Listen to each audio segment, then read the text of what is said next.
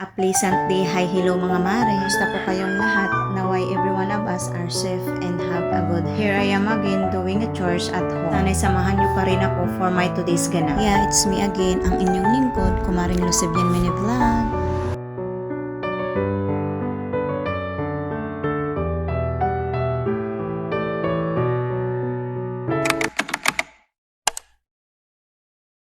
Today's kaganapan mga mare, mayroon akong biniling isang sakong bigas para ibinta per kilo dito sa munting tindahan ni Mother. Pero bago ko ito ibinta ay kikiluhin ko na muna ito kung tama ba na 50 kilos ang laman nito. Dahil marami nga akong naririnig sa labas na hindi raw umaabot ng 50 kilos ang isang sako. Actually si Mother ang nagsuggest sa akin na kiluhin ko daw muna kung aabot nga raw ito ng 50 kilos. Dahil isa nga rin tayong sigurista at syempre kailangan ko rin malaman kung may tutubuin ba ako dito. Paano naman kasi ang mahal na nitong isang sakong bigas, 2,800 nga ang bili ko dyan. Kaya magmamahal na rin ang bintahan per kilo. Kahit marami mang umaaray na nagmamahal ang bigas, wala namang magagawa dahil kanin is life. Kaya ayan, for the kilo yan siya dyan para i-make sure kung mayroon bang tutubuin. For the lista na rin kung ilang kilo na ang natatapos ko. Iba na talaga kapag umiiral na ang pagkakalimutin.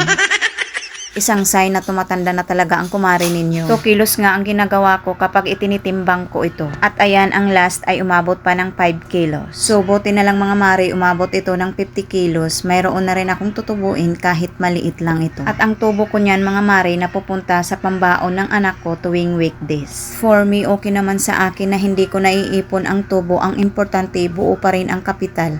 At least meron akong naibibigay na pambaon sa anak ko. At dahil nagkikrib nga kami ng spaghetti nung isang araw, kaya bumili ako ng spaghetti noodles at mayroon na nga siyang kasamang sauce. At bumili na rin ako ng 2 pang pack na tomato sauce para pangdagdag sa sauce ng spaghetti. At heto, inihahanda ko na nga ang isasahog. At dahil low budget nga tayo ngayon, itong dilatang corned beef nga lang ang ihahalo ko as a ground at hindi na rin ako maglalagay ng hotdog. Nakigaya na rin ako sa isang kumami content creator na every time magluluto siya ng spaghetti, corned beef nga lang ang inihahalo niya. Ganun lang kasimple pero mayroon ng pang snack at nakatipid pa. At itatabi ko na muna itong corned beef dahil maghihiwa na rin ako ng bawang at sibuyas. At dito naman tayo sa part na papaiyakin tayo kahit wala namang akong ginawang masama sa kanya.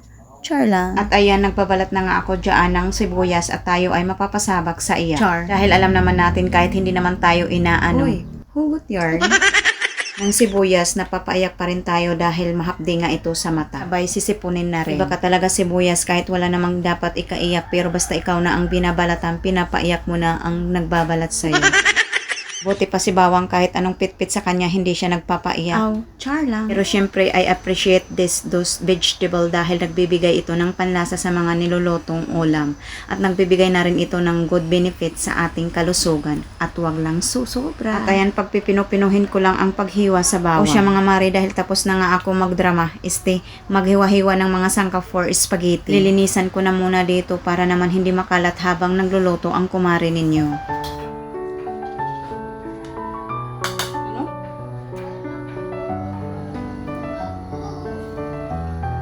Pagkatapos, hayaan ko na muna yan dyan. Dahil magsisiga na muna ako dito sa aming lutuan. Dahil mga mare, naubusan kami ng gas at wala pang budget para bumili ng panibagong suli. Buti na lang mayroon kami nitong kalan. Yes mga mare, kalan po ang tawag niyan dito sa amin. Ang kagandahan dito kapag wala pa kaming budget for suli. Ito ang pamalit namin kapag magluluto dahil makakabili ng uling worth 30 pesos, makakasaing na rin. At yung 30 pesos na uling 2 saingan lang rin iyon. At hindi naman umaabot ng 1 buwan ang paggamit namin dito sa kalan. O siya nga pala mga mare, ganito nga ang una kong ginagawa, tatanggalin ko na muna ang mga abo galing sa uling. At pagkatapos ay lalagyan ko na ito ng panibagong uling at para makagawa ng apoy gagamit tayo ng pusporo at karton.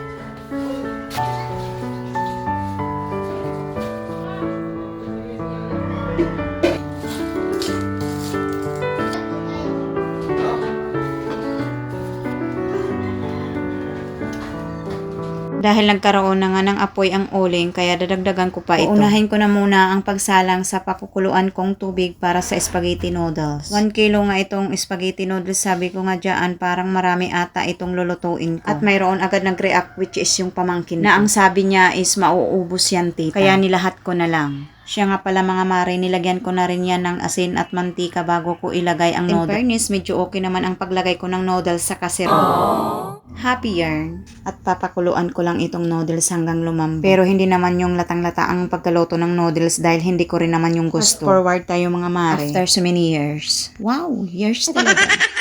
Okay na nga itong noodles. I mean, luto na siya. At syempre tatanggalin ko na ito sa kaserol para mabanlawan. At ganito nga ang ginagawa ko.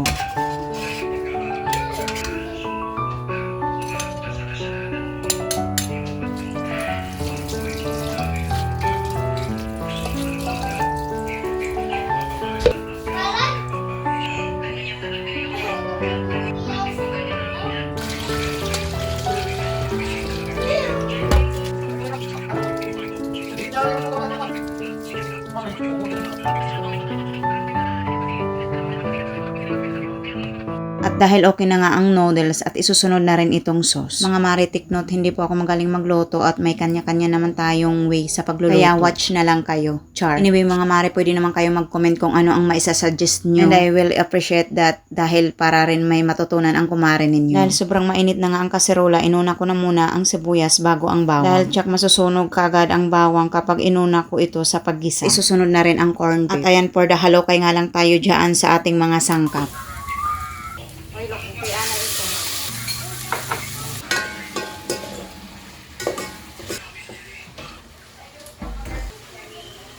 Naglagay na rin ako ng durog na paminta at kunting asin. At isusunod na rin ang spaghetti sauce at dinagdagan ko na rin ng 1 pack of tomato sauce. Naglagay na rin ako ng all-purpose cream pampadagdag ng lasa.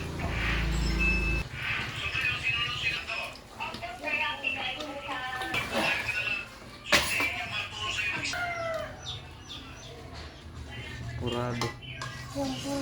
Ay na. Butan na dila.